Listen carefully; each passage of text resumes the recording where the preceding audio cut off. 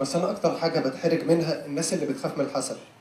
انا ليا صديقه او جارتي اسمها الحقيقي ياسمين عشان السكريبت ده ديس، فبتخاف من الحسد ده جدا. ففي مره ماشي في الشارع فقابلتها بالكلكسل بالعربيه، ازيك يا محمود رايح فين وبتاع. قلت لها لا ده انا رايح اخر الشارع هنا يعني. قالت لي تعالى انا رايحه.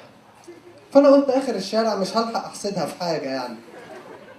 فطبعا هي لعيبه قوي، هي بتعرف تزنق الواحد في الحته دي يعني. قالت لي ايه رايك في العربيه الجديده يا محمود؟ قلت لها جميله ما شاء الله عليكي وبتاع. بدات بقى تخش في مرحله التخميس، تخمس في وشي، ده انا جايباها يوم الخميس.